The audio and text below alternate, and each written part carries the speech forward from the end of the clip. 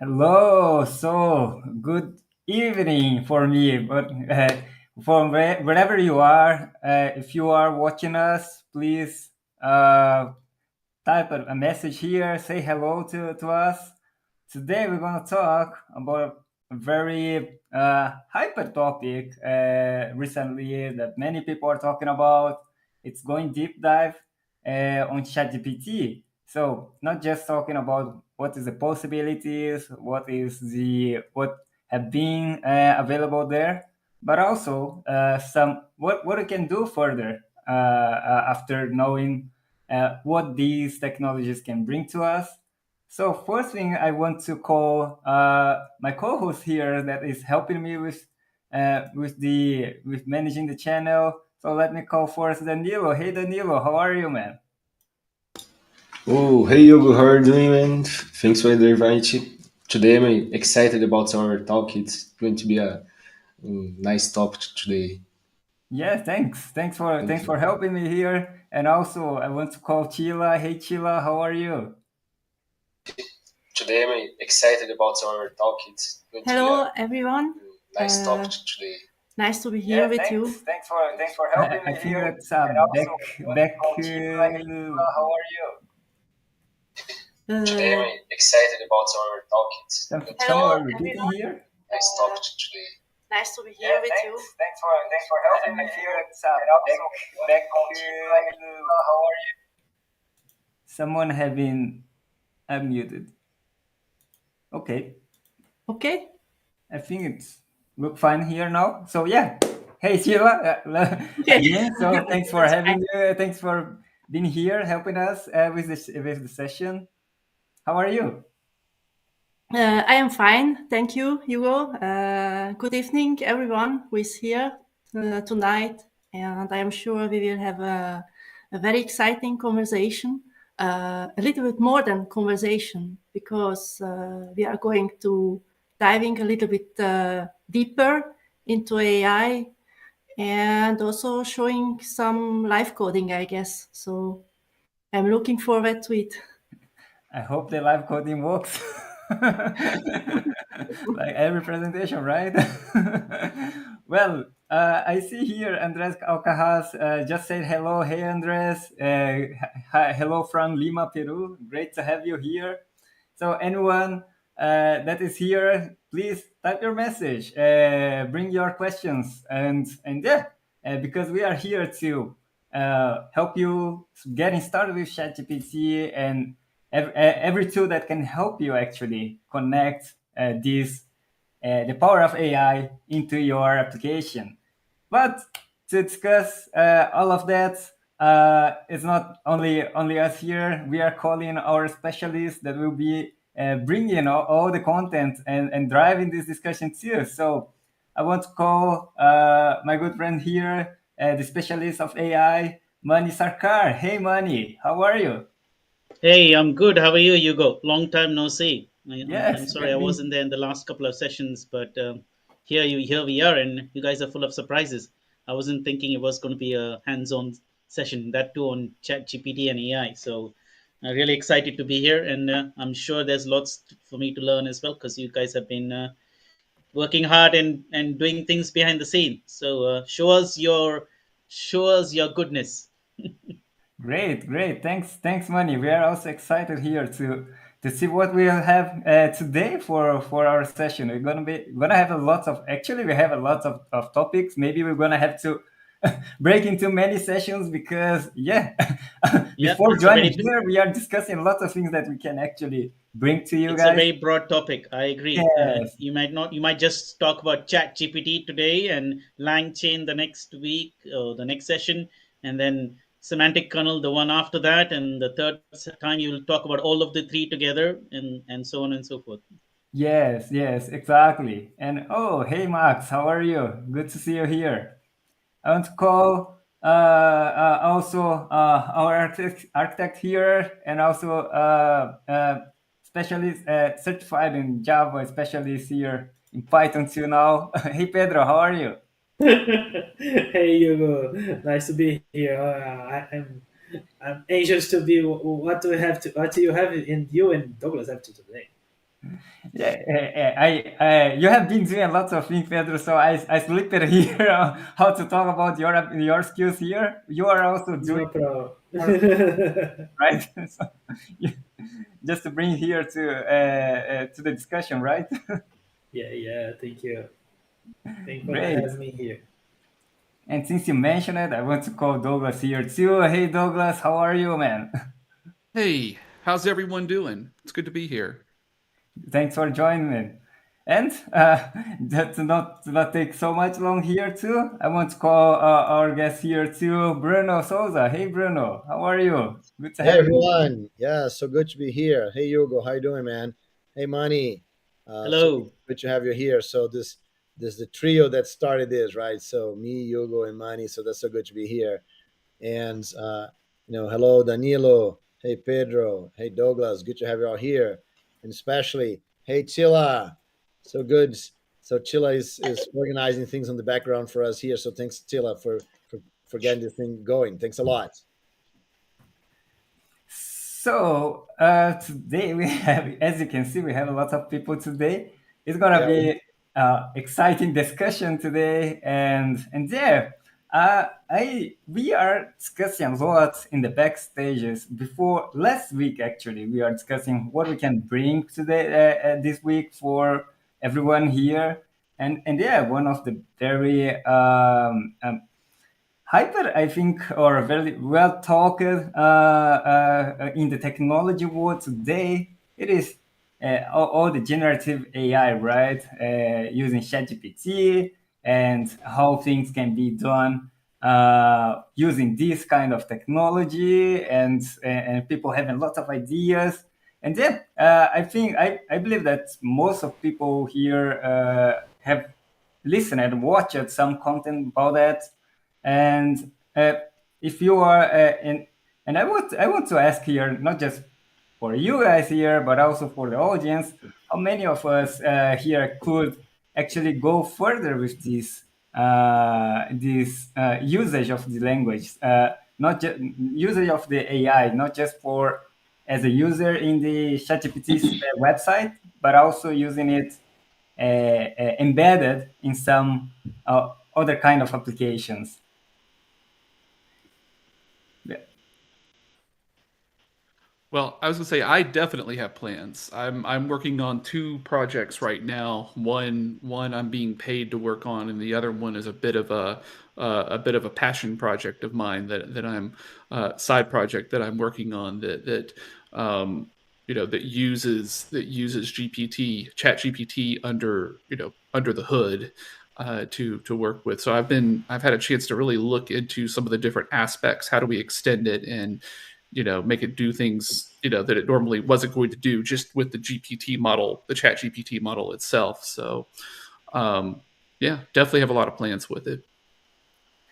And also, actually, today you would share here what you have been playing, right, Douglas? We are Yeah. Yeah. I mean, that's the whole thing, right? So, I guess it would make sense if I had something to say in response to your question, Hugo, because yeah, okay. yeah. Yeah, some parts are still surprise for the end, right? Okay. Yeah, don't do the spoilers, Douglas, because or you as well, Hugo, because then we won't have much to show. Right. Okay. Well, I'm keeping it very quiet. Yeah, yeah, absolutely. You don't tell them I showed you that app which you can load from the GitHub repository.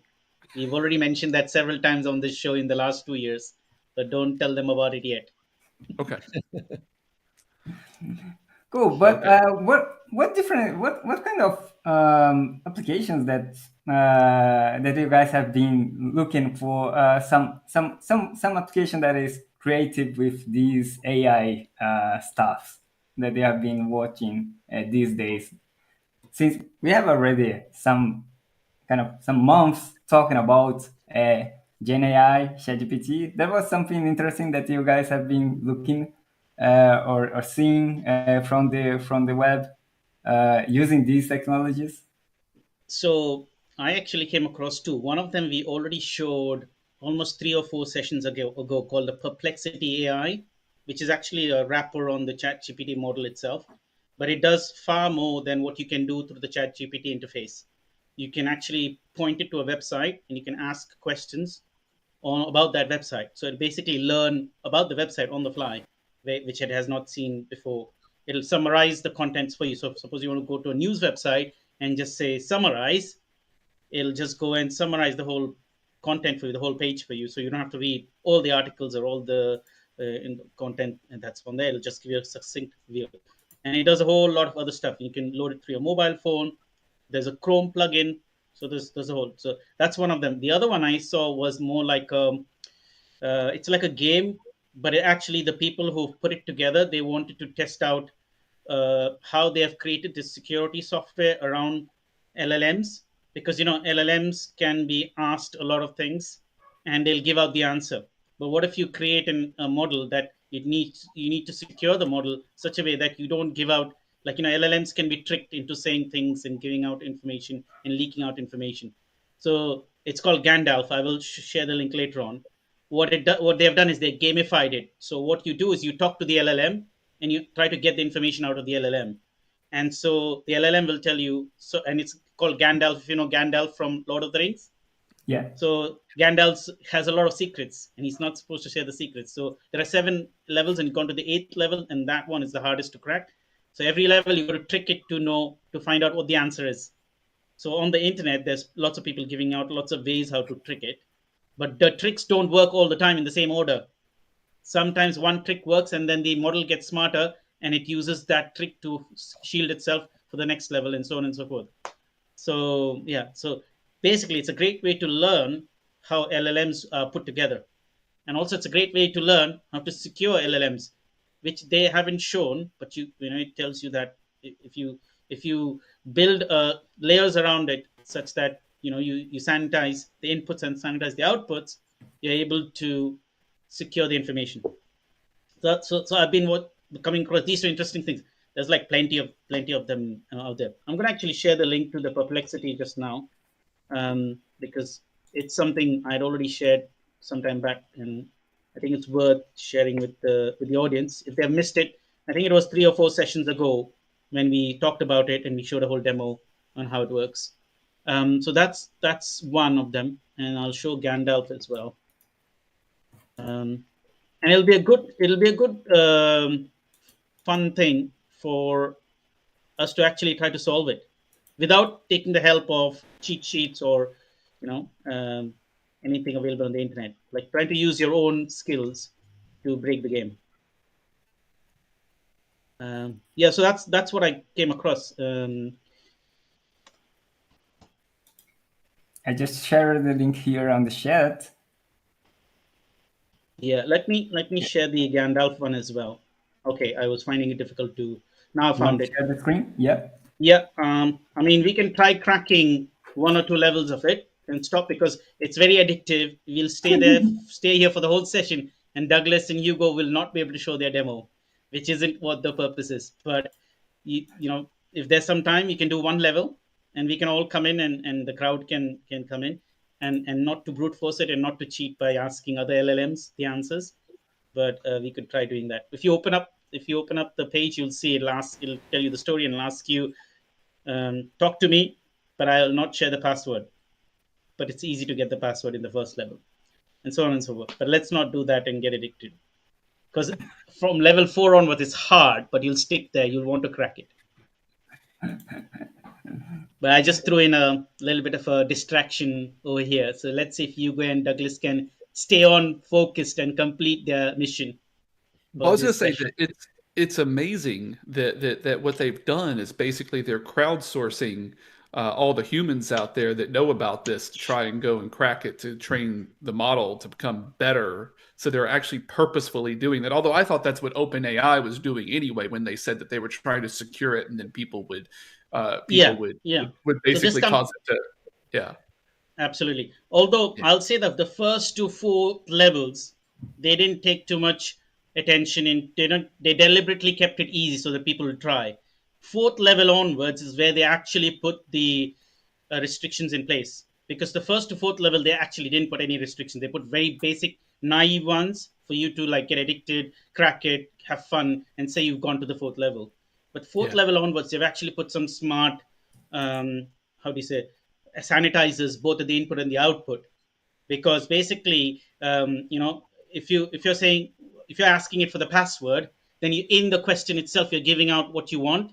So if you don't sanitize that and you don't check what you're asking for, you're not securing your system. So that's what they're trying to teach us, that analyze your prompt and analyze the result of your prompt, then give out the answer, then give out the result if you're looking for secure responses, right? And so that's how they but as you go past four, you got to go all around the bush to get to the answer, and you get the answer you get is not going to be the answer you can read literally. It'll be some in some other form. So yeah, have fun. We can crack it in the next session. If anybody has cracked up to level 7, give me a message, because no one has gone past. I don't know anybody who's there's somebody who said they've gone past level 7 to level 8 and crack level 8, but I don't know anybody else other than that person.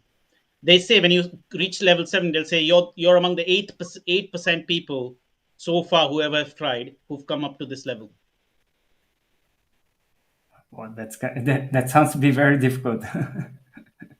Actually, it isn't. Once you understand the tricks behind how How it works. encryption and decryption works, which is like various different types. It's not the proper encryption. Like, there's lots of different, like, you use letters and supplement letters with numbers. So I'm now giving away some tricks. When you will learn that and you know how to use that as a communication with the LLM, then you'll know how to get the answer out of it. So I've given away some hint there. So let's see if somebody can use that. But yeah, let's get on with our actual things. Sorry, you asked the question, Hugo. I had to share this because this was among the other things I came across. Well, actually, it was very interesting things. I never heard about the Gandalf and both Perplexity. I remember it, but Gandalf it's the first time. Yeah. And By the actually, way, yeah. Perplexity has a labs. If you go to labs.perplexity.ai, I can share the link.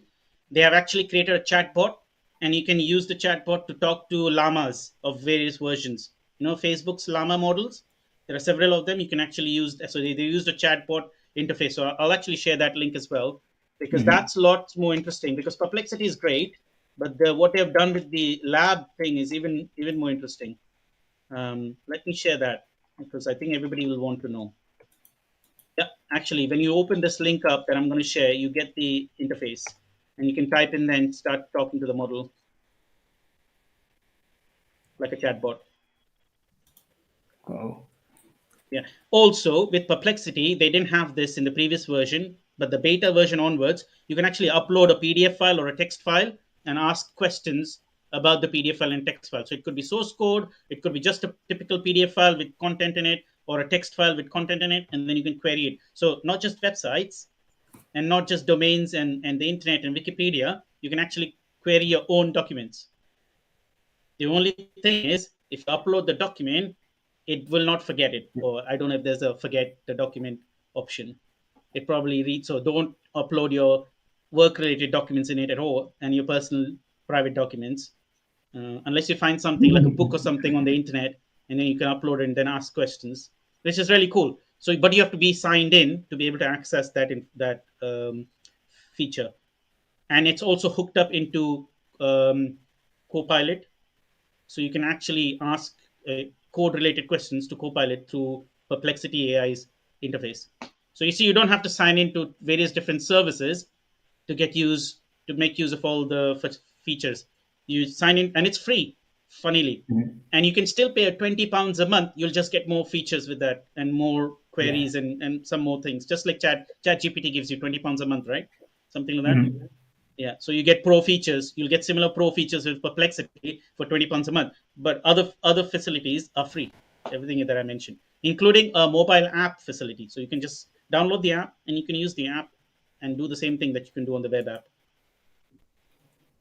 Cool. Plus, there's Cool. a Chrome extension as well, which is even better than the web app, because the Chrome extension allows you to focus on any web page. Great, cool. I've shared it here so people can also follow the links and yeah, try it out by yourselves. Because yeah, today we have been talking about some services, and actually I would like to drop another question for the audience. We are here today to actually help you developer to start using these services like OpenAI or any other generative AI services that you can connect in your application and use it in any way that you think it's interesting for your application. So we have been I have been discussing with Douglas. I have been using a tool. Douglas have been using another tool. And one question that I would like to drop here before we go through some live coding and examples here, what is the biggest challenge or the biggest difficulties, problems that you have to getting started in those projects? Because I had a lot of struggles in the beginning, and then I found some ways, and it was not so uh, difficult than I imagined. So I would like to know if you have any application that you would like to do, and what is the biggest challenge to you to actually get the first step. And if any of you guys can share also if you had any difficulties. For me, it was to find a way. I it always when we talk about ChatGPT and stuff, seems like okay, I will need to use that Python library and install Python here in my machine. I'm not a Python developer. I'm much more. I use Python sometimes, but I'm not a root Python developer. I'm Java, C Sharp, and JavaScript. So web application full stack developer, and that was not so familiar field for me. And yeah, I think it sounds everything sounds like very far from my perspective. And then I found some ways to actually use my own environment to connect with and start using these integration, these features, and then start to be much easier for me. I don't know if any of you guys have such kind of experience. And what I did after that is that Bruno challenged me actually to give a presentation in the Java Day here in Brazil. We had a presentation in Rio Preto. So yeah, why don't you share what you did in Java here that integrated with?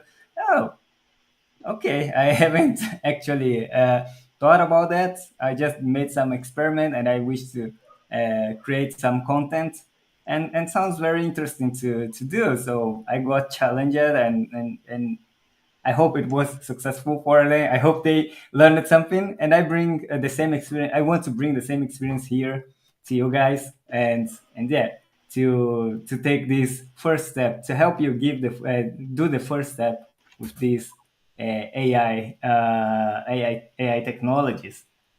Yeah, I think there's always a challenge, right? When there's a new thing the first to do, we never have time to do things, right? And then we keep postponing. I'm gonna learn this later. I'm gonna do this later, or this is gonna be too hard, right? So I think that every time we're gonna work with new technologies or anything they want to experiment, break it down in very small pieces, right? So, just like you're saying, Hugo, so I just make it run right in your current environment. I just get the smallest thing that you can do. Just call the API and do nothing with it, and then and so if you do a very small thing, that's easier for you to say, yeah, I can do that, right? That doesn't sound too hard, and then you can do that step. But I think that the most important thing is when you find something that's interesting for you, right? When you find a project, Douglas, for example, found an interesting project that would solve a problem that he has, right? Or like your case, Hugo, that you found, there was a presentation that you want to give, right? And that would be perfect for that situation. So find something concrete, something real that you can do, and especially if there is a deadline, right? Especially so in your case, Hugo, so you had like a week to prepare, right? So and I think that's once you have small things that you can do, with a deadline or some sorts, right? And something that's interesting for you, it's much easier for you to do this first step and get something going.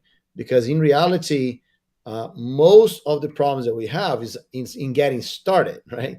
We Once we get started, like like Manny was talking about the Gandalf application, right? Yes, don't start because you're gonna want to solve it, right? And then I was actually trying here, and I think I broke the AI because now it's saying that I'm just an AI. I can't answer questions.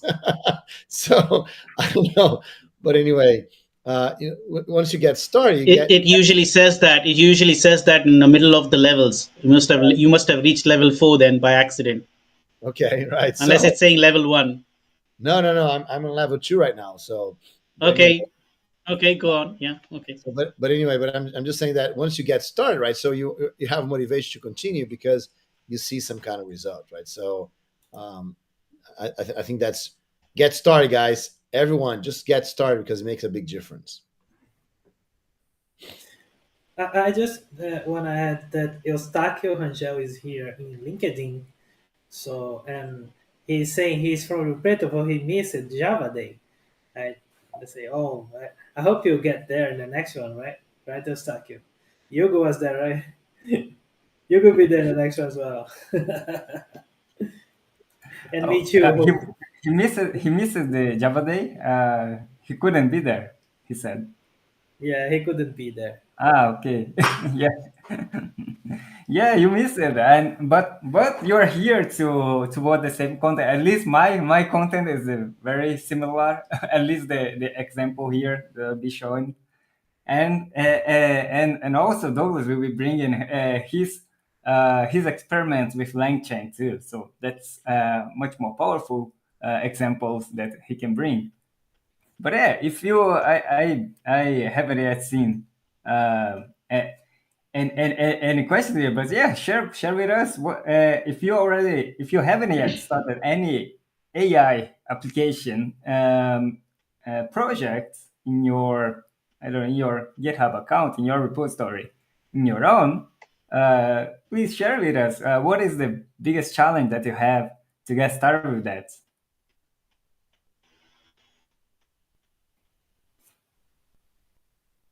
And while we do wait for the for the questions for the answers here, I don't know if you or the others here would like to share a bit of your experience with these or challenges regarding to No, the. I'm anxious to see your codes, man. Oh really? Okay. So I think we can get started here. So yeah, Yeah, we I think it's a good idea to get started because, as you know, over here we are like a time sink. Time really flows through very quickly when you come to the show, and even yes. this, the sand clock, we got to Like turn it that. around a couple of times. It's So opposite, right? It's the opposite of time dilation. Yeah. exactly. Well, so Douglas, I think I will try my code first because it's it's simpler, it's much smaller, and then we Okay. can go with your example maybe, and yeah, let's see how it goes. So I would like to share my screen here. Let me go here. So the first thing what I did here is to use semantic kernel. It's an SDK that helps us create a connection with our OpenAI account or Azure OpenAI account. And I think there is another provider that can actually run here. And then you can use your preferred language to create this interaction with a ChatGPT or those generative AI providers. And yeah, and I did this example in Java because I was going to the Java day to create the example, so nothing more natural than that. Hugo, are you sure Um, yeah.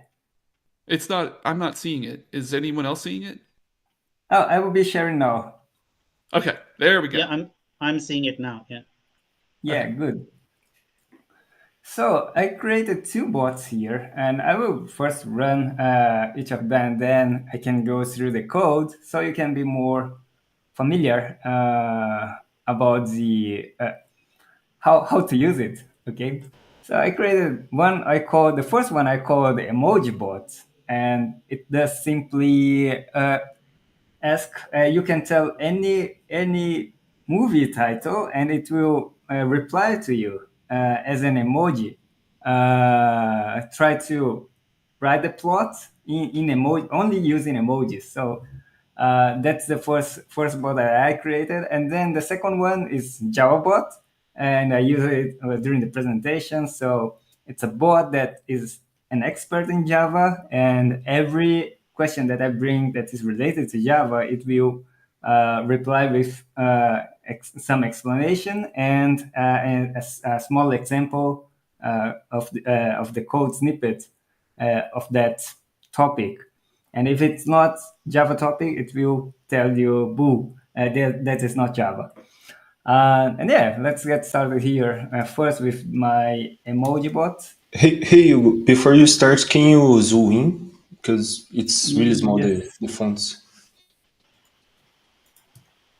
I forgot how to. It's Control plus plus should work. Control plus should work. it's not working here. But you could also change it in your. Okay, Try maybe it's Command Plus. You're on Mac. Use Command Plus and see if that Command works. plus. Sorry, yeah, not if you're on the Mac, it's Command plus. Yeah, it's not working here. I'm not sure why. Oops, sorry.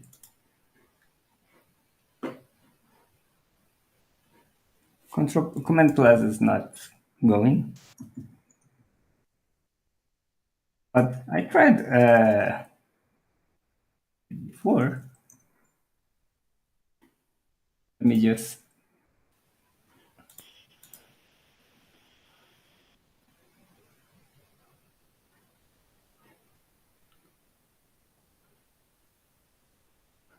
I forgot how to make it.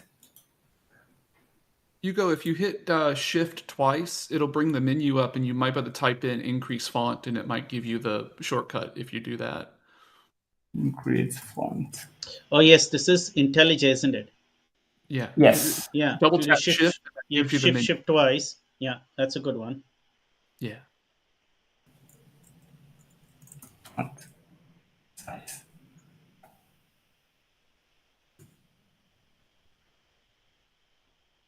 But it doesn't look a little bit different than I remember IntelliJ looking. So I wonder if anything's changed. It's probably a newer version of IntelliJ, isn't it? Yeah, I think so. Yeah, that's why I Yeah, got but fooled by it. I was thinking it was VS Code, but then when I started looking at the icons on the top right corner, I recognized those IntelliJ formats, and even this icons on the left.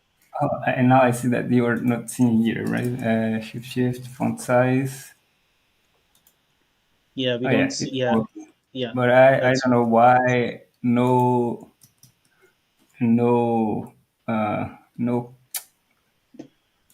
what can I say? I don't think it affects the entire editor, though. I think it only affects because I used to teach from IntelliJ. So I think that when you increase font size, it'll be for the code editor and yeah, for your terminal. yeah. So for the font of the frame, there's a separate setting for that. It's not increase font. You have to go into the editor. It's not treating. Yeah. So But what's this the is this is suggestion fine here? for now. Let's use this It's for fine now. for now. Yeah. Yeah, this is fine for now. Oh, sorry for that. I forgot how to make it. Always during the presentation, I made it better the other day, but I forgot here how to make it. Okay, and I don't know why Command Plus isn't working now. But yeah, So, could you tell me some movie title? yeah, Any let's movie title? start with Barbie. It's probably Barbie. not Okay, trained with or Barbie is Oppenheimer. Maybe yeah. it might Barbie has maybe it might been figure out because I it must be reading from IMDb, right?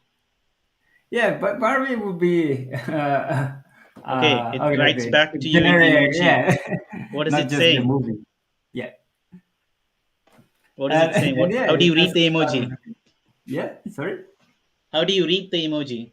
What Well, does it How it to looks like read a the say? emoji? love Yeah, you goes have somewhere, to interpret.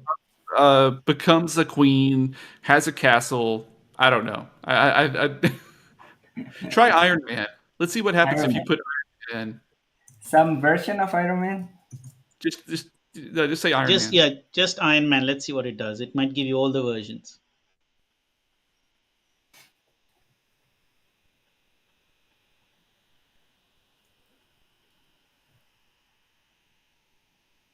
I am Iron Man. Nice. Okay. It wrote I am Iron Man. Okay.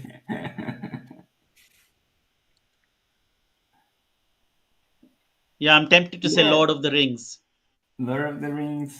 There has to be an emoji of a ring at least in the story. Let's see. Yeah, I think if we tell everything here, yeah, There there's you a go. The ring second here. second emoji itself is a ring, and then the one in the middle.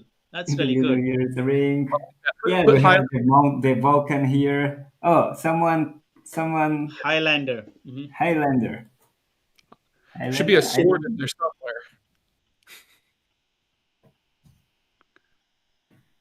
Andreas suggested to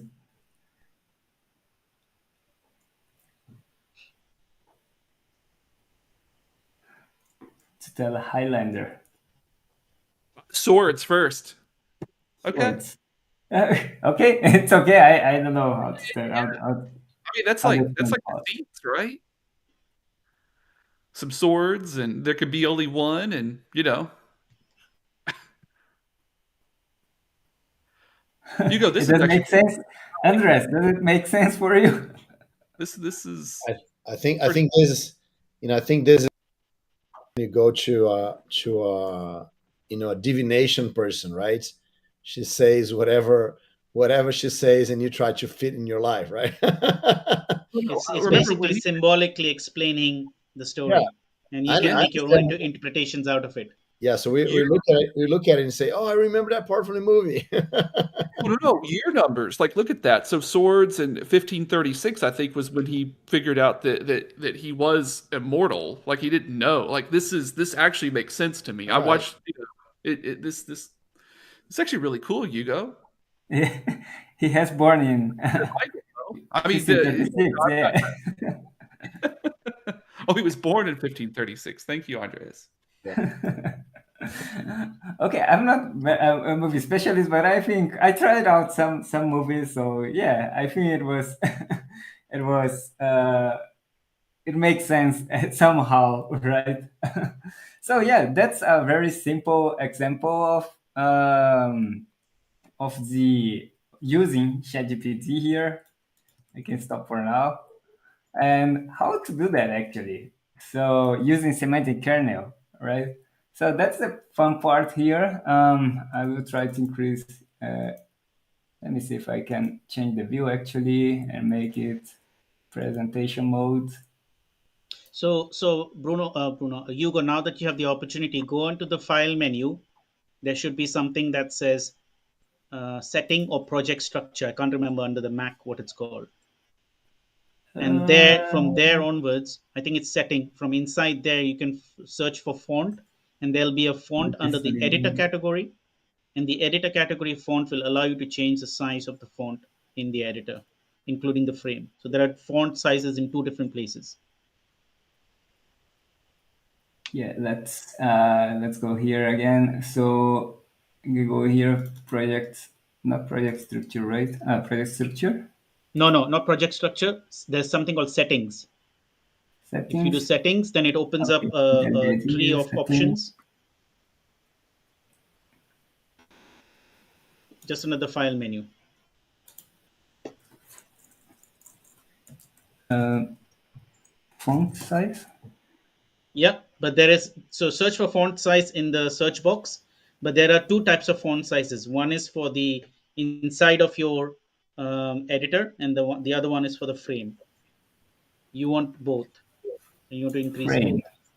Which are the frame that you're calling So on? it should. There'll be something under the editor, and there'll be something under the. Okay, let me open up. I will tell you. the moment my ID is loaded up. Change font size with command mouse wheel. Yeah, that's Yeah. may So that's a work. different one. That's a different one than the Yeah, that's helpful. I think yeah it's work settings. So now. they'll so you have to increase. Yeah. So your yeah, and if you want the frame font size to increase, then it's under appearance and behavior. Sorry, there's one under editor and there's the other one under appearance and behavior. Okay. Yeah, but I think I will go This is through the good. code This now. is So good. yeah, Yeah. And that's now this good, is permanently right? set. This is now permanently set. So you don't have to do Okay. command plus plus the next time. Yeah, good, good. Thanks, Manny. So here's the Emoji Bot GPT, and here's a utilitarian method. But the main class is just taking args. I do need a config file for it.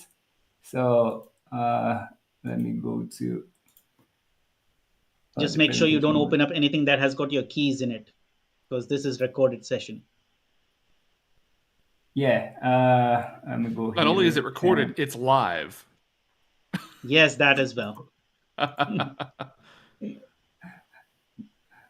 So here, config Soon you will see properties. bots using your keys to say things that you don't. There,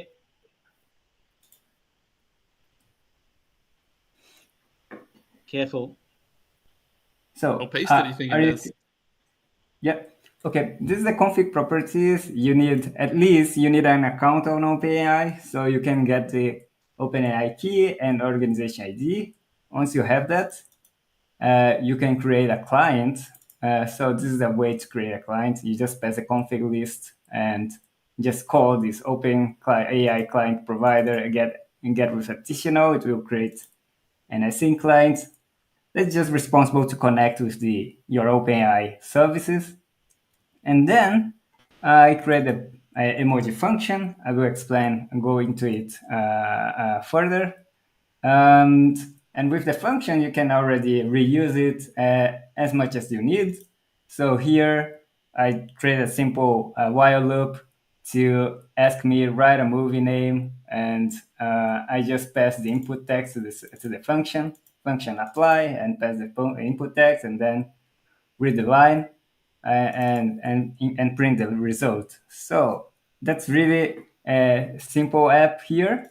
And what we have inside the function, actually, if we go here in the function, uh, all I need to do is with the client, I have to create a kernel. What is a kernel? It is the model that I will be using and to to to send the input, and then I expect them to complete with as a chat completion service, and with that I can create also my function. It is nothing else than a simple semantic. We call here in semantic kernel we call it semantic function. It is a function that I have a semantic context, inline context, and I set up the configuration of the prompt, and then I do here SK builder, a completion function with this kernel, with the prompt configuration, and the semantic function inline here, the prompt template. So what is the prompt template here? It is actually what define my emoji bot. So I called it Emoji Bot.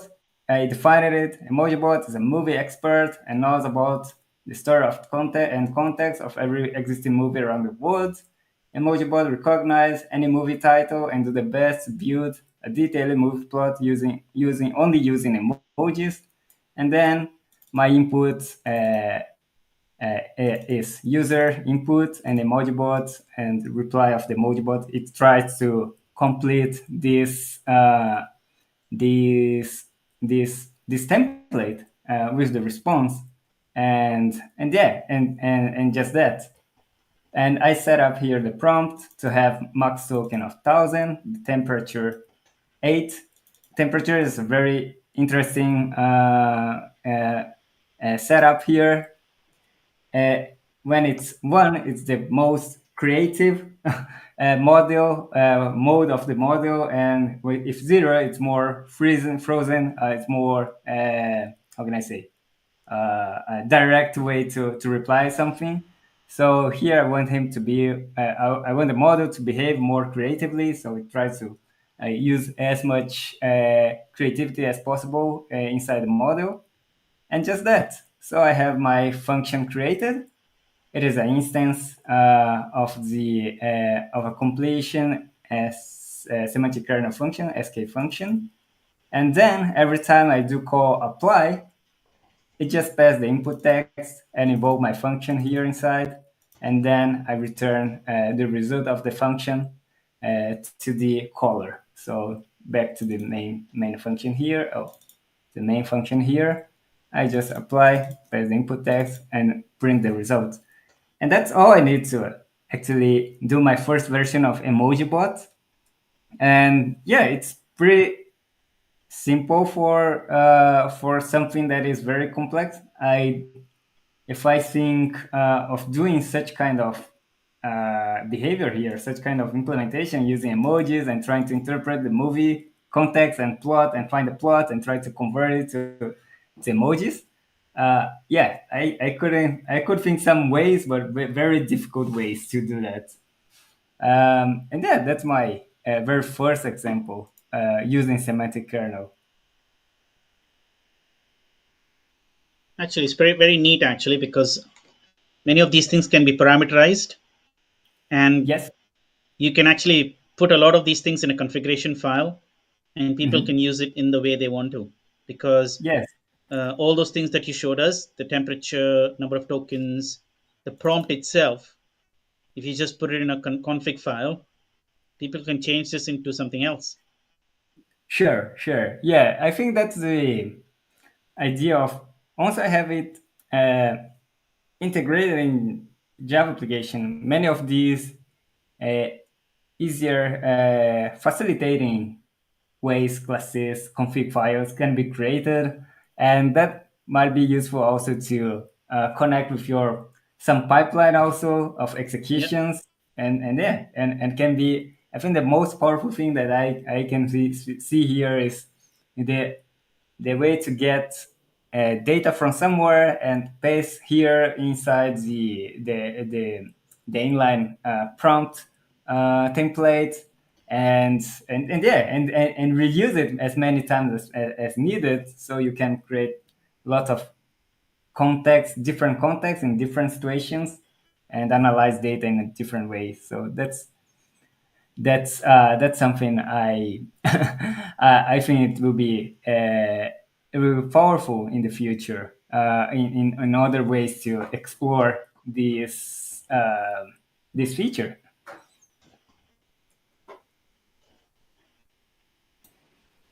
I see Felipe Bittencourt give us a hint here. I normally make windows smaller to get nice size presentation. Thanks, Felipe. Somehow I could solve it with the money instructions here to achieve enable wheel zoom on the font. But thanks for the help. You have a permanent solution now. You don't have to do command plus plus anymore. Yes, yes. So Yeah. I think I leave this usually as a permanent setting on my IDE, because you never know from one session to the other when you're going to be asked to. One thing you might want to add. You are setting the model ID to a model type. This time you're using GPT-4, but I think you can change that to something else in future if you want to upgrade or downgrade the model, because that's quite a yeah, key. Yeah, I think there's support for yes, 3, and in there's a future there is key. support for 5, Mhm. 3.5. Yeah, so you can switch Yeah, that. This itself can also be made configurable, so that when Yes, people are yes, using your yes. application, they can choose what they would want that pipeline to use, which model. Yeah, sure. I think many things here can be configurable, and yeah, I think it's the idea here is to show. Yeah, you don't need much things to actually connect and start creating your own bots. And the interesting part is right after I created this one and the and JavaBot one, I thought, oh, to have more new ideas. I think that's the interesting part of actually the important part of actually creating proof of concept and doing some hands-on exercise over these technologies. I think semantic kernel as LangChain, they are great tools to actually enable you to start creating your own applications without having to use some service that is already available that someone else already created. You can create your own and have many different experiments over these features, right? Um, I'm not sure if we how we are with time. Douglas, do you want to? What do you think? Do you think you are able to go through your examples? Well, I actually had I had put No together question. three examples. Am I audible? Can you hear me? Yeah. Okay. I had put together three examples that I would go through. One introducing using the Python library from OpenAI. One that would do the same example in LangChain, and it's very short, right? So they're very short. And then one that basically, from a developer perspective, would probably make you think really hard about what you can do with this, which is using LangChain. So I've got three demos to do. I don't think they take very long. Um, I actually had put it together to where I would write the code, but I can go the other way too, where I just show code. But why don't we try at least to do let's do one. Let's talk about what it Mhm. takes to get Yeah. started. Mhm. I have a hard cutoff myself, so let's do it. Let's see what we can do and how far we get, and maybe we have to put a cliffhanger into the up to the next episode. But let me know if anyone needs to drop. But let's do it. I What do you think think? I think the whole objective here is to leave it with a cliffhanger, right? Because Well, money I have. Hey, money already divided this topic in five or six episodes, I guess. yeah, no, No, I it's think I think three is good start. This is a good introduction. In the yeah, next couple of them, we could do one at a time. yeah. So maybe Douglas, if you don't mind, we should save your glory for the next one, because otherwise it might be a lot of information in one go. Or you could actually show us one quick view of what you're doing, and then maybe keep the other two for the next session. I don't know. What do you think about it?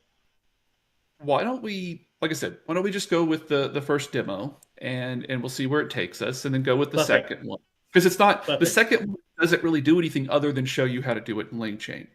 So that's the second one, and then the third one is a little bit it gets a little tricked out, but not by much. We don't introduce too many new concepts. So let me jump in. I will go ahead and share my screen. Always have to find that button. There it is. We'll share a screen. I'm going to share that monitor. Let me know when it gets up onto the display here. All right. So first of all, font size. Any issues with font size at all?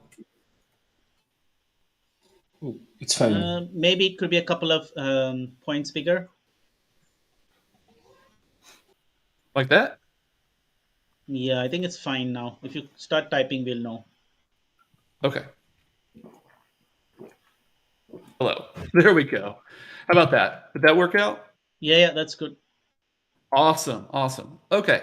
So let's start off with just talking about using OpenAI directly. There's a Python library directly from OpenAI that we can pull in and just start working with it directly. I'm going to put links into the documentation on how that works. But in essence, it's a wrapper. It's a direct wrapper around the OpenAI API uh, REST interface. Wouldn't call whatever it's called. Anyway, one of those days. All right, let me go ahead and let's get started. So first thing we need to do to get started with it is we're going to go ahead and install the OpenAI library. Pip That would install, happen, you mean? wouldn't it? Pip install, Thank you. which also All right. actually gives you inspiration. You can actually shorten those commands. Yeah. Pi space. Oh, really? Well, If I do that, we could use we now did what Hugo just did with the semantic kernel, right? What stops us from creating something that you're there's going to say actually that. Yeah, we get to the third demo, you'll say that. You'll say that because the world just opens up to a software developer from the third demo. Okay, so from here, what we need to do is we're going to need to bring in a few things. So uh, one of these is just so that I have access uh, to environment variables because I do happen to have an env here. Also, I'm going to do what we have to do in order to make the env work, which is something called .env, and that will load everything in there. Now, we should be seeing some complaints because I did not do a pip install for python.env. Now that I've done that, we should be able to come up here, and sometimes it takes it a minute for it to know that I've actually done something. Now, what I'm going to do is let's go ahead and um, use that to load it up. Save that and see what is going on here. This would be the demo. This would be the day that these steps don't work. Just going to go ahead and run this to be sure that it doesn't error out. It didn't error out, so that means that even though VS Code is not agreeing with me that these yeah. exist, I think it's a red herring, so don't worry about it. Just continue with it. not I, I gonna. see that in my code a lot of times, but doesn't mean your code isn't good. Yeah. So let's do this. Last thing we need to import, and this is probably one of the most important things, is we need to be sure that we have imported OpenAI. Yep. That's the library itself that we're going to use for this demo. Now, with all that being said, one of the things that we want to do is we want to be sure that we have a model. So I'm going to go ahead and specify my OpenAI model, and this is the key that they use on the API side to be sure that this is the tag, the model name that we're going to use. And for me, that is going to be GPT 3.5 Turbo and the June 16th version, or the June 13th version. There we go. Now, one thing I'm going to do really quickly is say that I want to use OpenAI, and we're going to say that the API key is equal to. Yep. I'm glad you're doing that instead Yep. of typing the key there. This is okay. So let's talk about that for a second. The whole point behind this, and this you showed the same thing, is that we never want to put our keys out in the open. And so, load.env or the .env package is actually the thing that goes out and will look at the env file. I can show you the example, right? You put your key here. You need to go to OpenAI. You go to platform.openai. .com, and they will be able to give you'll be able to sign up for an account and get an actual get a key that you can put here. So let's go back into the code for a second, and I need to finish typing out that variable. Again, we can see it's OpenAI API key, and then I'm going to come back over here, and there we go. All right. Now we should have our key.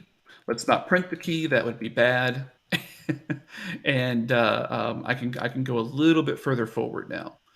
So now that we have that, what we want to do is we're going to use OpenAI at this point to get a chat completion and just create an example that will, that we're going to just ask it to tell me a joke, right? The basic demo. So let's do that. Chat. Let's see here. Chat completion. Can I not spell today? No, I cannot. chat completion equals OpenAI dot. Oh no, don't be like that. It would be a lot faster if you gave me my IntelliSense. Sometimes, let me try something here. We just have it reload the window and see if it's still totally out. No, it worked. There All we the go. Now all the underlines everything's have, colored. yeah. Yeah. Now it can autocomplete for you. There you go. So we'll do a create. And in here, we're going to tell it that our model is going to be equal to the OpenAI model that we've got. And go ahead and get rid of these files because I want to give us a little bit more space. There we go. OpenAI model. And right now, we'll just pass in this array of messages because that's how we talk to chat completion. It's in essence a list of messages. Now, instead of sitting here and letting me type out a dictionary for you, I'm gonna just go grab this real quick. And that's not what I meant to do. All right, let's do this. Sorry, one more try. One more try. There we go. All right, so this is kind of important. Notice here that we have two different messages. One is role, and that's my role, and the other one is the content that we're going to give it. And we could give it a list of messages. There'd be user and system and all of that stuff. But right now, let's be really simplistic here. We just want to see that we can write code against this because if you really want to do more, you can go look at the documentation and get that. Plus, as time goes on, we're planning some way more advanced demos than this in the future. See if it. No, don't do that. Okay. All right. So now that we have a chat completion, then let's just print it out, right? Let's print out the chat completion that we've got. And that's simple here. Print chat completion. Now, what we'll get here is a dictionary that'll come back, and it's just going to be, there'll be a lot of content in there. But let's just run this and see what it looks like. But first, we need You to want to save save it first, yeah. Yeah. So now if I run it, aha, look at that. I didn't give it the right message. I didn't give it the right parameter name. And then we run it, and look at that. Look at that. So basically, I get this content here where, it says, sure, here's a classic one for you. Why don't scientists trust atoms? Because they make up everything. That's a really bad, that's just, that's a face palm right there. But at least, hey, we got a response back. And if you really wanted this in a formatted way, I mean, we can go directly all the way in. We could say, hey, let's do this. Sorry about that. We can go back in here and say that we want choices, right? So choices, and then we can go, further in. We could say we want the 0th item. Like, by the way, I mean, this is just using it raw, like the raw response. And we're going to go directly and get everything all the way down to the content. So all we're interested in is in the content itself. But one thing that I want you to pay attention to is that it does actually tell us how many tokens we used. So if you ever wonder, you need to put a cost together of what you're doing. If you're using the API directly, they send you back a message with your tokens that you used. So let's run this again. And now we see just the response itself. Okay. It's not the same response. Right. It's just sending back every time, is it? I think it is. I don't think that. So when we do this, I wonder. Because your question is, The question is, tell me what is it? Tell me a joke, isn't it? Tell me a joke. Yes. Yeah. If you could say that temperature is equal to 1 instead, It'll and maybe keep it gets changing. creative. It'll keep sending different ones. Except Temperature is misspelled. PER. TEMPER. Yeah. P-E-R. Temperature. Temperature. Yeah. Yeah. One of those words, isn't it, Manny? It's a I think if you did a shift tab, it would autocomplete and tell you the parameter it can take. I can't remember. I think it's one of those. the only Yeah. thing it did is it gave us new lines in it. Mm, That's the only difference. goodness. It gave us, it's like, sure, Well, you I know. think the because they make up everything. Is that a new one? Oh no. Okay, it's the same one. The It's same just one. formatted Yeah. differently. So if we It's scroll up a formatted little bit, differently. scientists trust Yeah. atoms because they make. So this one actually came in and had a little narrative around it when I set the temperature up to 1. Sure, here's a classic for you. Yeah. Okay. So very simple demo. What I want to show you though in here is that look, in 12 lines of code, we're talking to an AI model. And again, this is directly using the OpenAI API through their semantic wrapper, essentially, that they've made for Python. It's not really doing a lot for you underneath the covers. So, it is really simple. It's really simple to get started. Um, and then it doesn't get much simpler than that. But again, you can have trouble with this, and I did too. So when I first saw this, when I first used it, it was a bit of a challenge because I really didn't know what to do next, and I didn't really, because for me, I'm a software developer, and I actually need things that are going to let me be able to write code off of what comes back instead of just getting a response back. I need to be able to actually have instrumentation on the response for things that I'm trying to do with AI. And that that kind of brings me to a library that I found called LangChain. Now, where is LangChain? Let's talk about that first. So if we go, let me get the URL that I've got. And if I open up a LangChain demo, this is where we get started with LangChain. So if we go here, it'll give you a bit of an introduction. And of course, it was on my other screen. There we go. Uh-oh. I brought more over here than I meant to.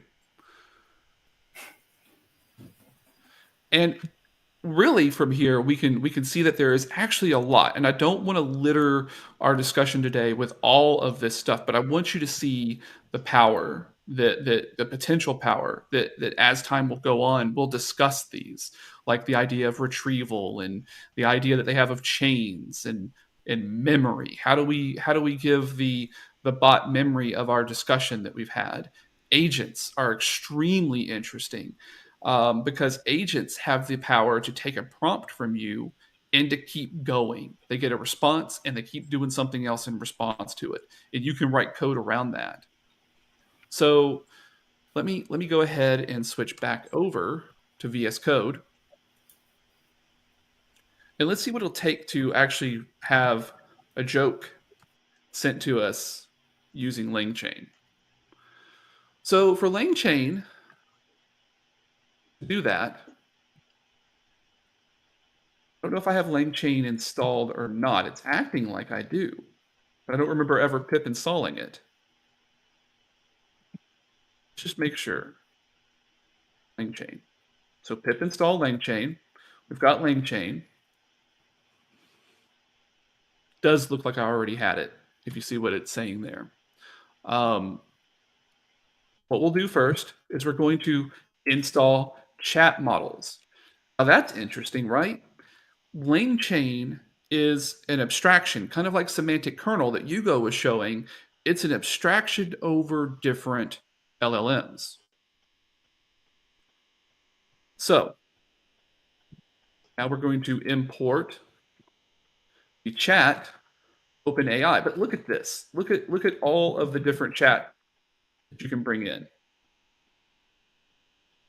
But right now, we're going to work with OpenAI for a moment. Then again, we have to do the preamble, right? I need to go ahead and get my .env. We'll just do the load.env.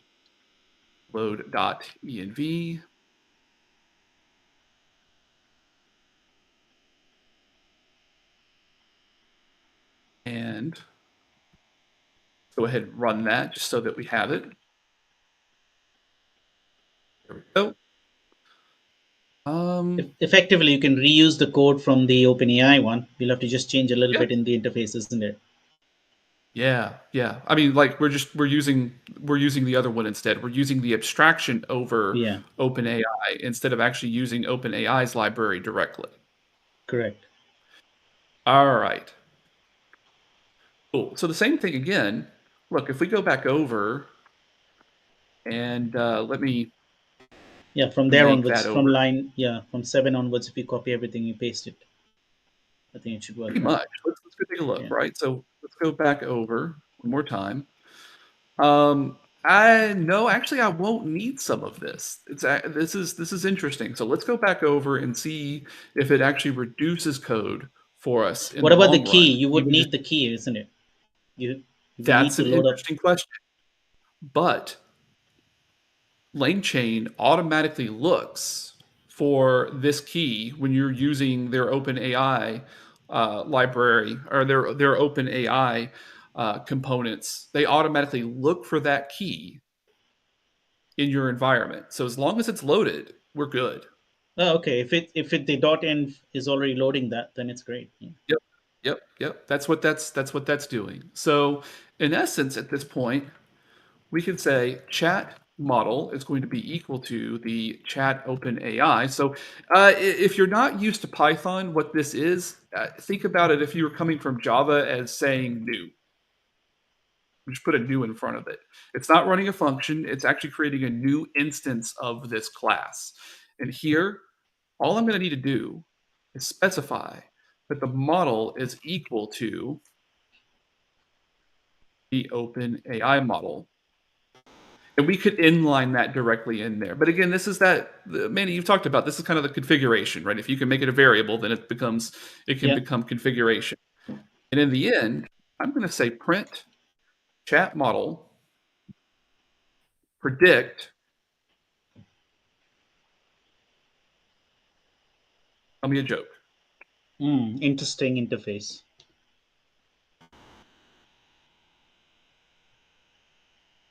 And at this point, I should be able to run Python LangChain, hold my breath, and there we go. It's the same joke.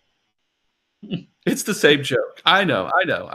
How about I'm guessing it's cache reading from the cache, and it's not even going to the model. a different? Tell me a joke not about a Scientists. scientist. You need to spell. You need to put the word "tell me a joke" because you just said "tell me not about scientists." Oh. Let's see if it auto completes it. You Oh can yeah, run that let's and see. all right. Maybe it might auto complete. Let's run it and see. Let's run it and see. Because it says seen a prompt like this before, right? It'll fill in the word Well, the in thing is, it case. doesn't have memory right now. It shouldn't have memory because we're running it. We're running it over and over again. Now it's taking a lot longer than I'm used to. Things taking with using the 3.5 model. This is. So I say it's actually interpreted it something different than what you meant to ask, right? It told me a story Yeah. once upon a time. Yeah. So Tell I think me. it's completing the prompt for you with the very first thing that it can think of, Yeah, and then executing the prompt. This is my that's guess. awesome. Yeah. That's This that is what is I thought it there's would do. This is what I thought it would do. yeah. But here's another one. So why don't skeletons fight each other? They don't have the guts. That's a pretty Right. that's a Interesting.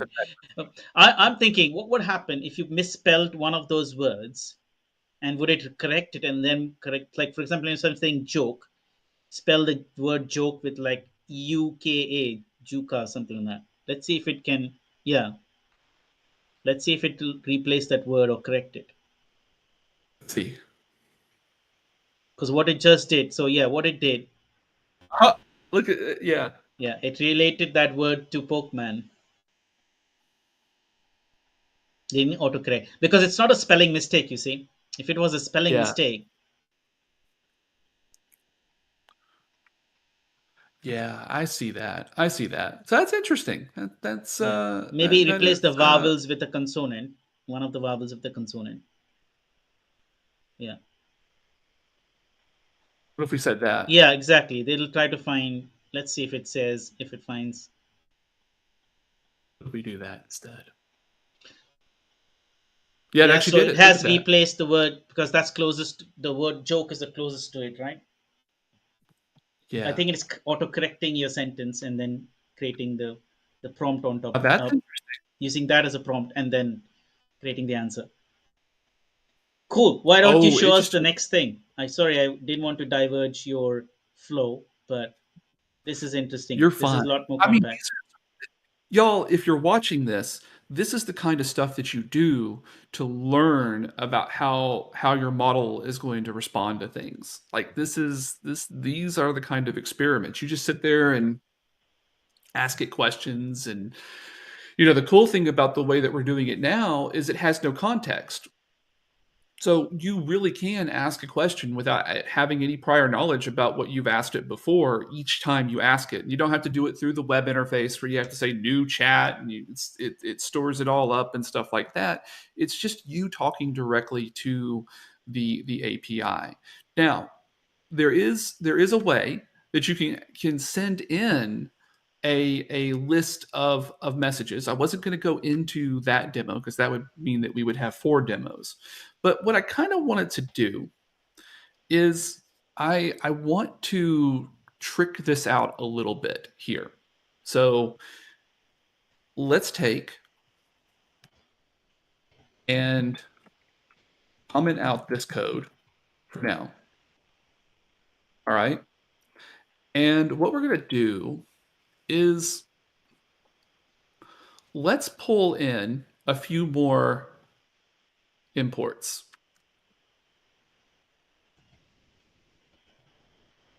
And this is going to get a little bit tricked out, but you'll see why I'm doing it and you'll see the power.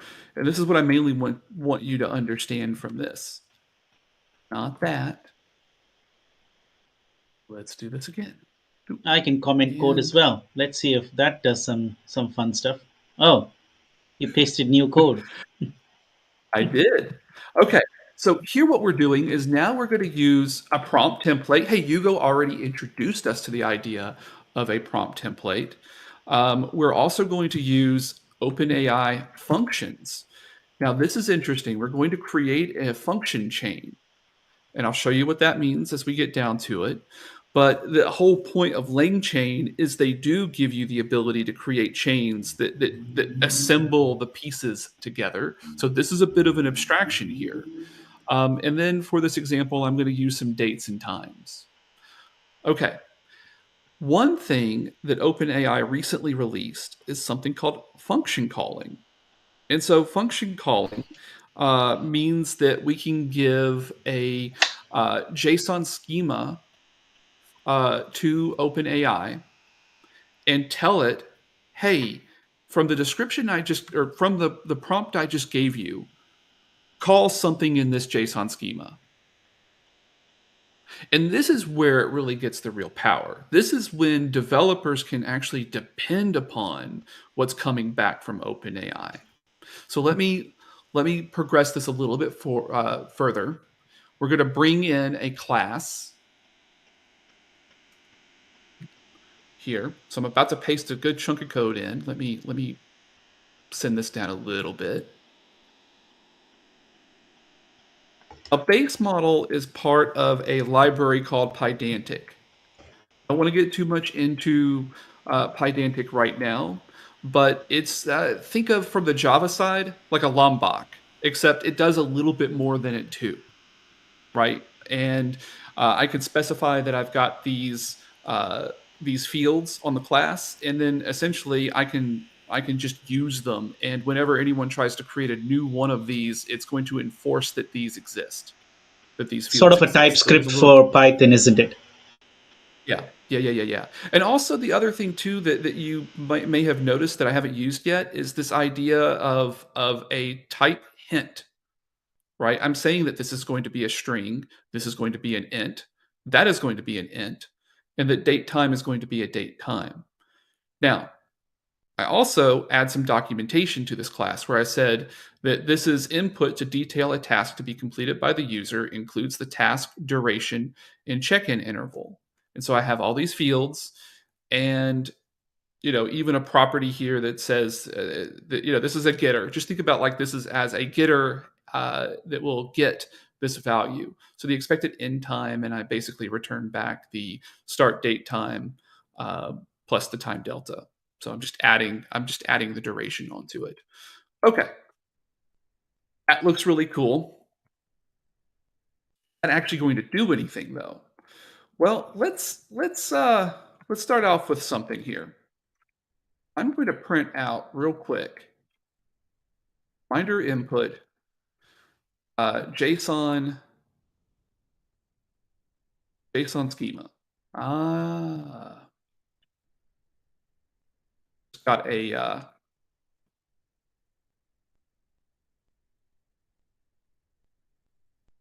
there we go.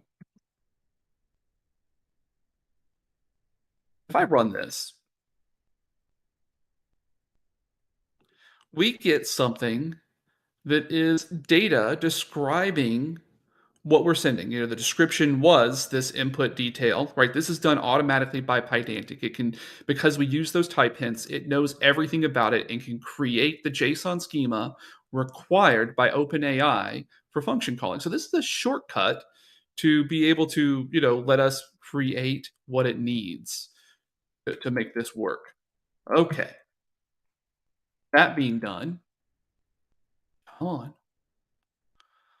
Let's get a little bit more code in here. So I'm going to bring over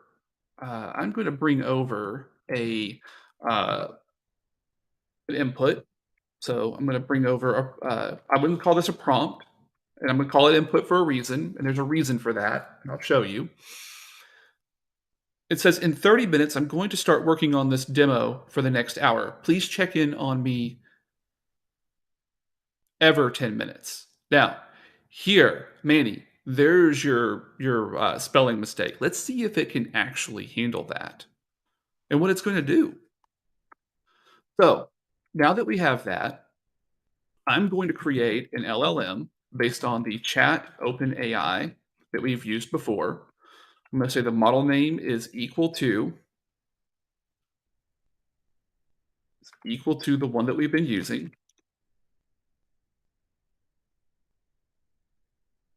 Comment that out. Hold on a second. Maybe I did. Yeah. There we go.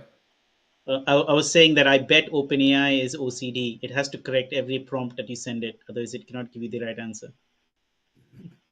So we're going to use the model, right? The model that we used, and I'm going to set its temperature to equal 0.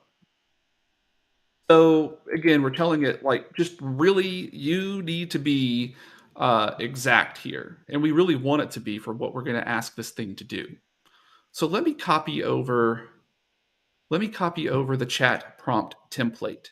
So this is where we're going to use a template now to assemble our prompt, and it's going to be a group of messages. Let me paste this in there and I'll talk through it.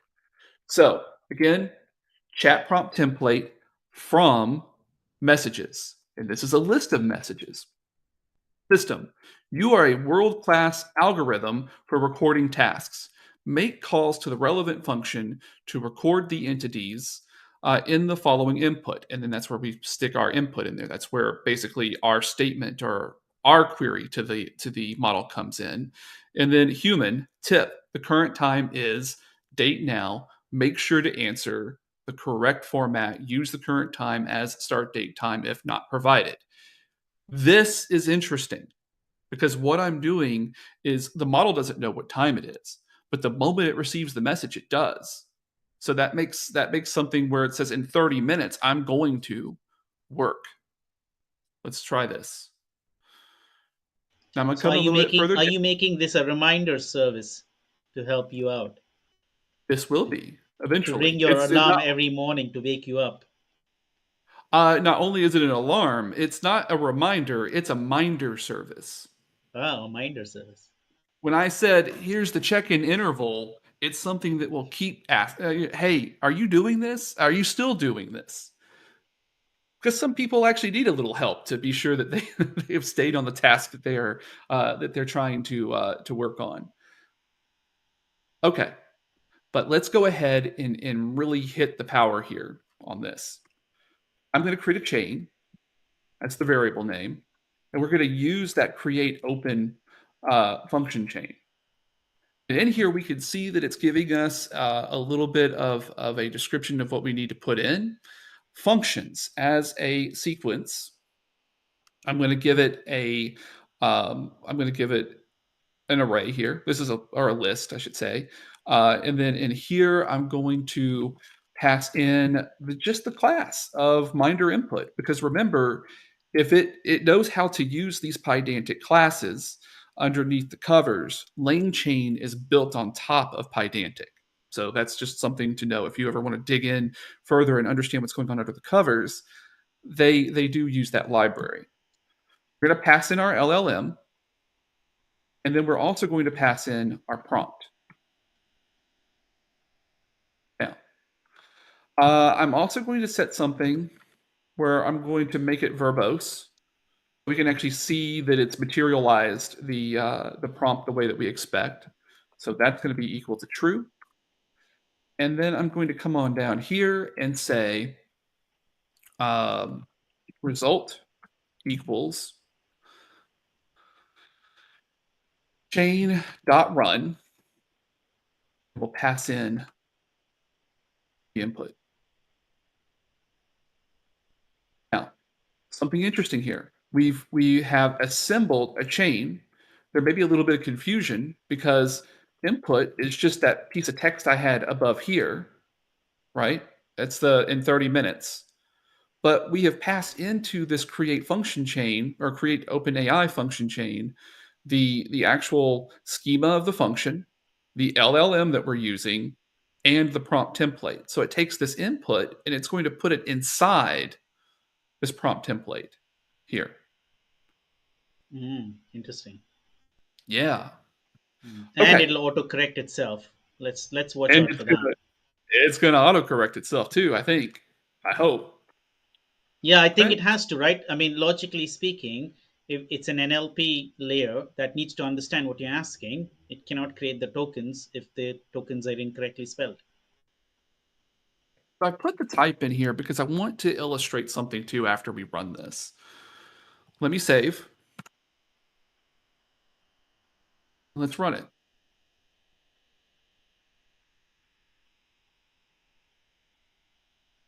Now, this is a dictionary, but I want you to look at this dictionary.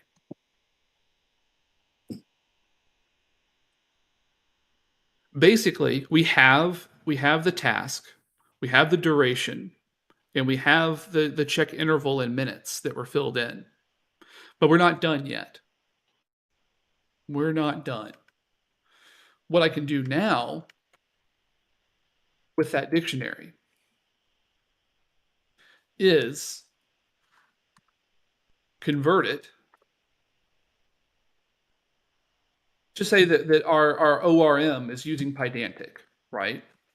And when we say if our ORM is using Pydantic, then I should be able to say minder input and pass in all the dictionary items into the constructor. And I should get back an object that could go into the database at that point. If I say print minder input, no, result for DB, and then we also, be nice if I actually said print properly. There we go. result for DB, and then we'll just get the type just to prove that it is what we expect it to be.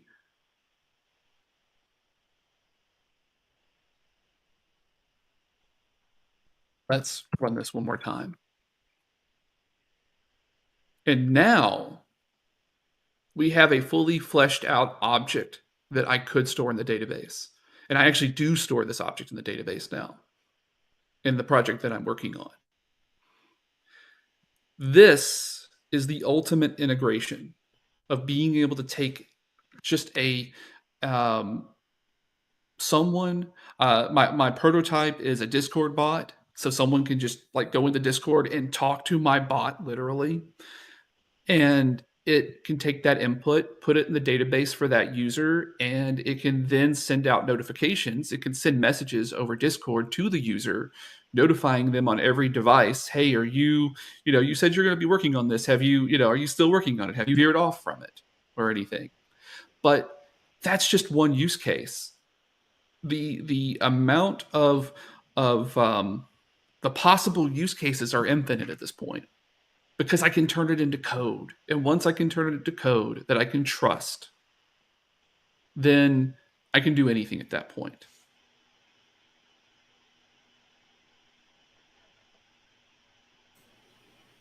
Man, Now, that's I'm going to open up for amazing. questions. Yeah, I'm gonna open up for questions if anyone has any. But yeah, this is only scratching the surface too. I'm actually doing some experiments with other features of LangChain. But this right here was the most powerful thing. This actually just that sold me on AI, on it, that it wasn't a toy for my programming. Like for me integrating into other systems, that this wasn't just some toy at that point. For me to be able to actually have it generate an actual object for me was big. And it's just scratching the surface, y'all. There's so many more things it can do. So just my from my understanding, have you created some sort of a promise kind of a thing here, where after, what is it, 10 minutes, after 60 Mhm. seconds, oh sorry, after how do you really check the interval every 10 minutes, Right.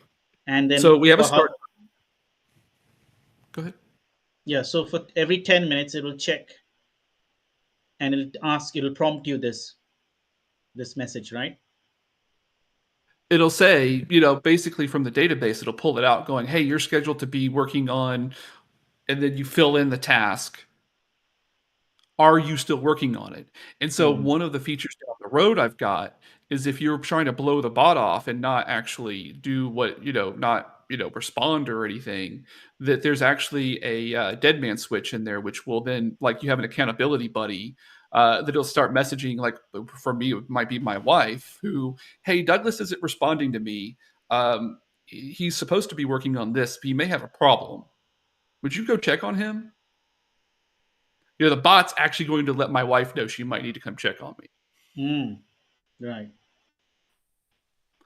So, it's like I said, there's just so many things that even just this idea it can do. Like Bruno and I were talking about, course creators might need something like this that could help keep track of how people are doing in their courses based on a scheduled set of courses that they're lessons they're supposed to be in, and maybe even collect from them, hey, why haven't I heard from you, that kind of thing, and get the actual reporting based on where they should be. So there's actually other uses for something like this. It's the whole, Manny, can you imagine? It's natural language. Like someone can just type in there and just even get ever wrong. They say ever instead of every, and it will correct it and then make an object. Will return back something that can be stored in the database. Which it has actually done, right? Yes, I mean, that's it what this is. actually in this case you're printing that message, right, yourself. But it's a real That, object. I mean, yeah. look, I took the results. I took and shoved it into, I took all of the items out of the dictionary and pushed it into one of my Minder input objects, and it spun up one, and that could be stored in the database at that point. Interesting.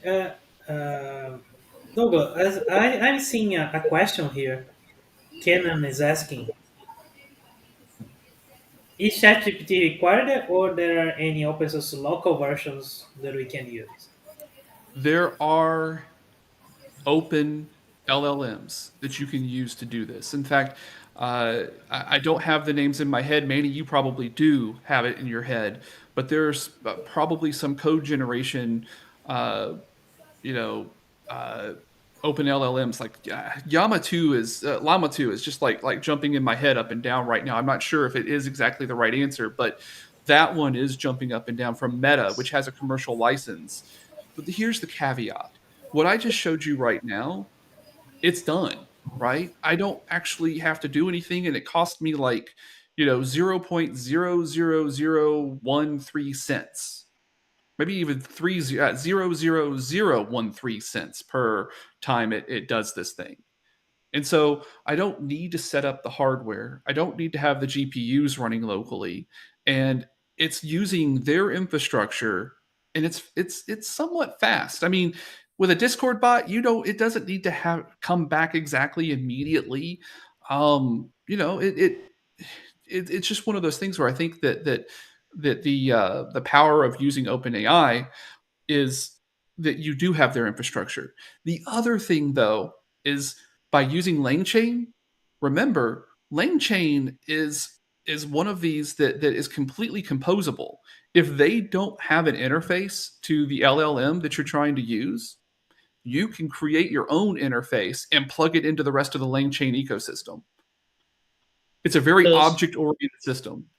so the answer to, or at least one of the answers to this question is there is the Lava model that you can actually download, and someone's written a blog post on how to do that, how to run and install it on your local machine. And then you're querying the local machine, the model that's running on a local machine. It may not be as powerful as the one that you're calling by OpenAI, Right. sorry, but also it may be slower because the model is running on your local hardware. Depending on this performance and capacity of your hardware, it'll perform accordingly. So I hope is uh, that is an answer. So you don't need ChatGPT. You can use other models, but Yeah. the quality of the results may vary. Yeah. Yeah, I would say that it's also quite a bit slower. So I've tried to run some stuff locally on my machine, and some of the experiments I've been doing with the ability of being able to, another keyword that we're going to talk about later, embedding. To be able to work on creating embeddings for documents that I would like to talk to and have the AI do some reasoning about. And when I tried to run a local a local version of the model to do those embeddings, uh, it basically just took so long I stopped. I'm like, I don't have time for this right now. I'll figure out if I need to, if I ever really want to do this for some reason, I will get the hardware that would do this well, and then I will do it then. But it just didn't run well enough for me.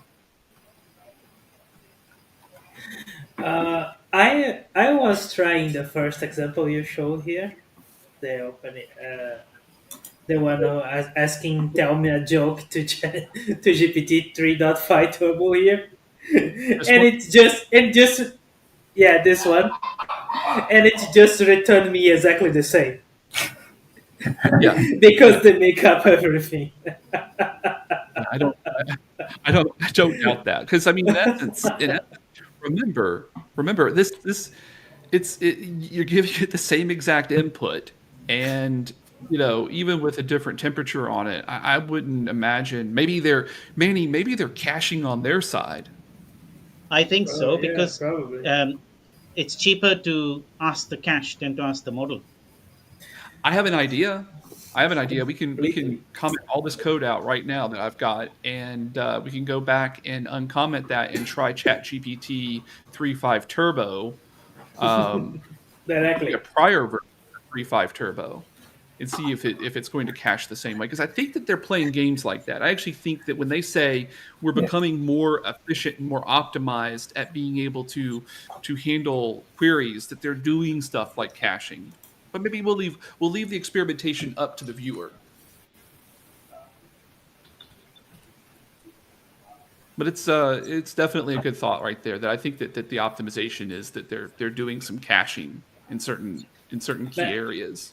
Yeah, I just asked ChatGPT here directly, and answers like right away. They say exactly the same answer. It must be a cache. yeah, Yeah, absolutely. So one way to actually get that is to create a prompt that's like big and unique.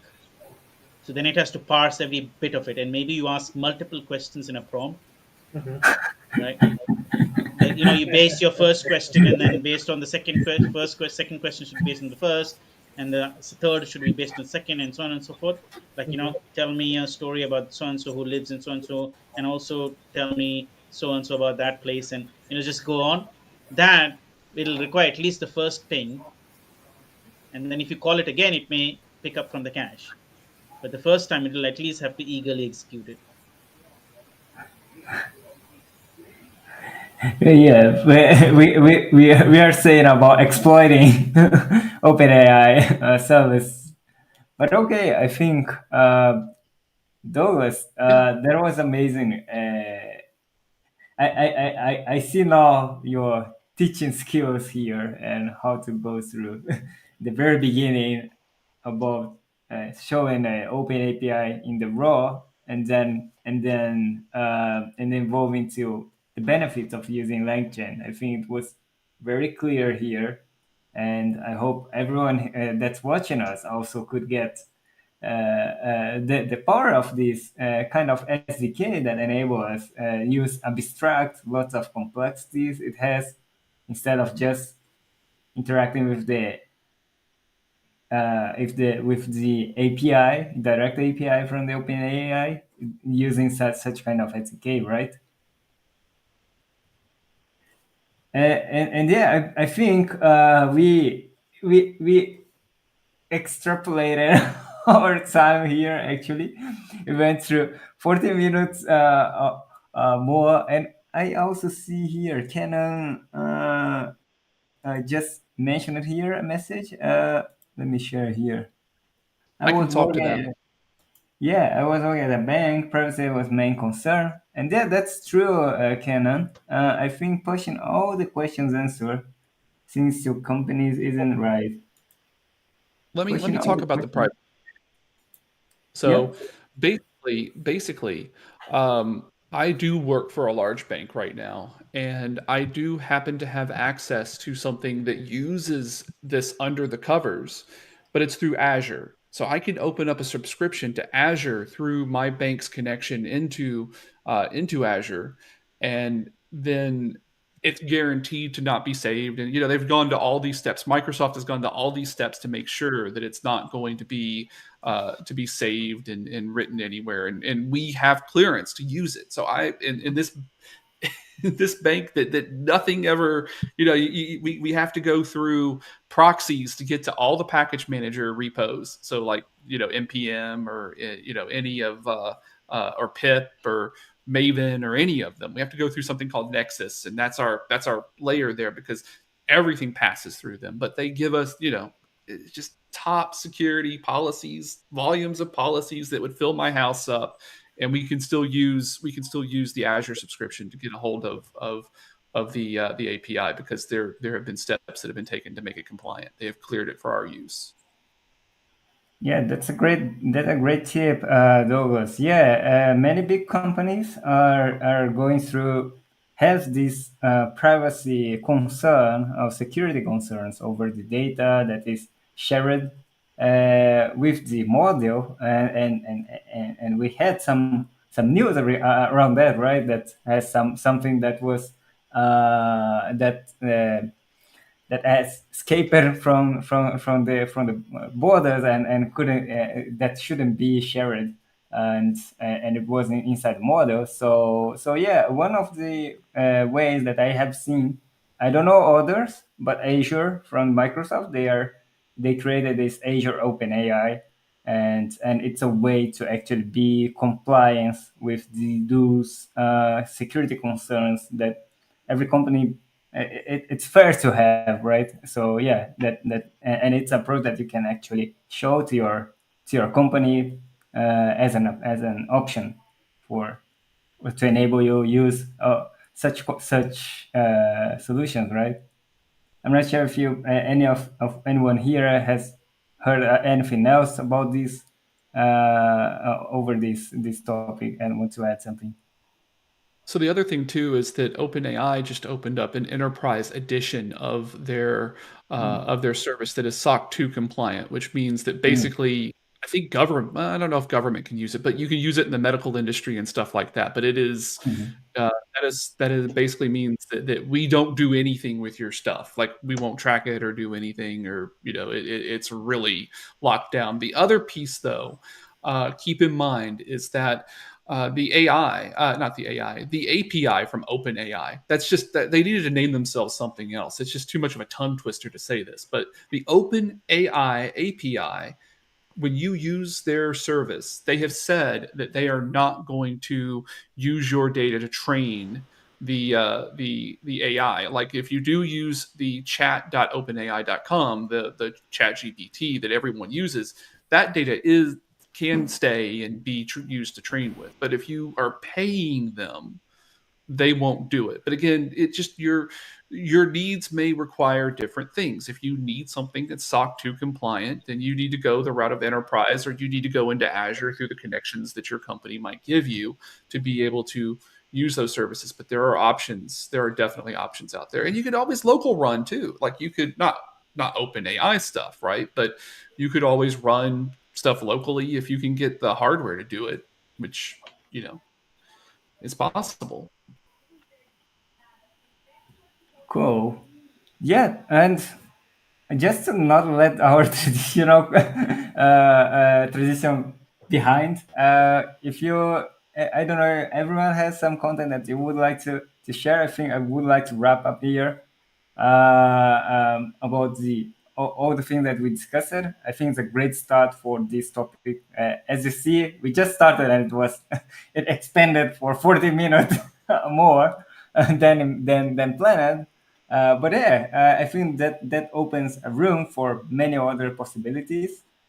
I can start here actually. I would like to share the post from Sohan Gupta. It's a post. He's teaching how to getting started with semantic kernel and Java. We can actually go through the discussion why I would use Java for and semantic kernel. I think it will be a great next topic to discuss since we see a lot of things in Python too on this field. But yeah, don't want to expend 30 more minutes here. So next one.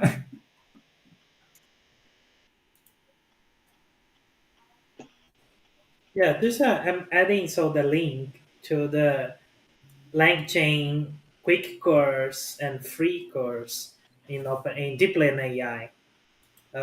People from Deep Learning AI called the guy who created LangChain, and they created this free course here. So if you wanna quick start on the advanced features this guy have, this is a good place to start. I can say that I've been through this course that last weekend, and I can say it's pretty cool to see all the stuff it can do.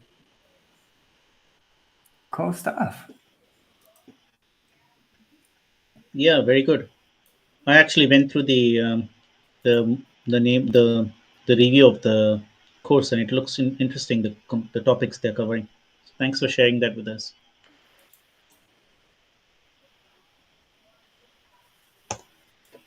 Who's next? I Well, just I'm gonna shared. I've just shared two of the links that both you and Douglas have been talking about. cool. So Douglas, yours was LangChain for Python, and you covered the semantic kernel for Java. So these I came across these links while you guys were showing it, and actually shared in the channel as well. So at least Basically, we can get oh, started with these. I think that I think we're out of sync a little bit.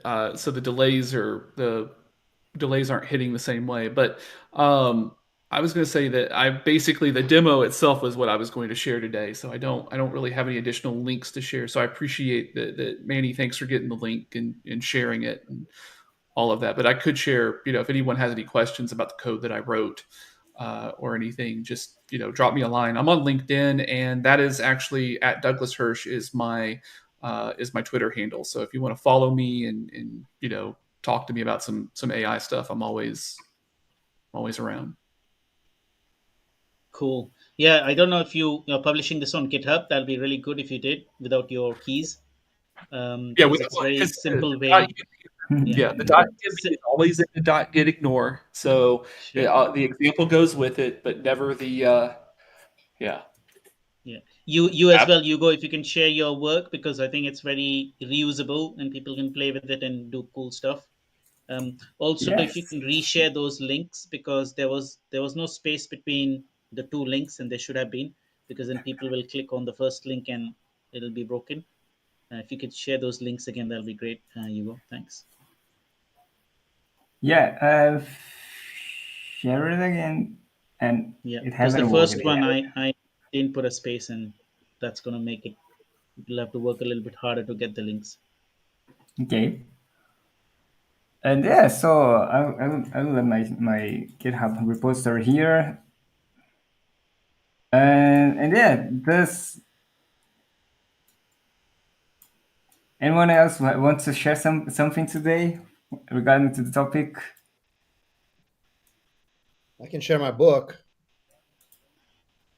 So let me put here. Actually, my the book that I'm writing with Heather Vancouver has been finally announced, right? So it's going to be available on September 15. That is, a little over a week from now, right?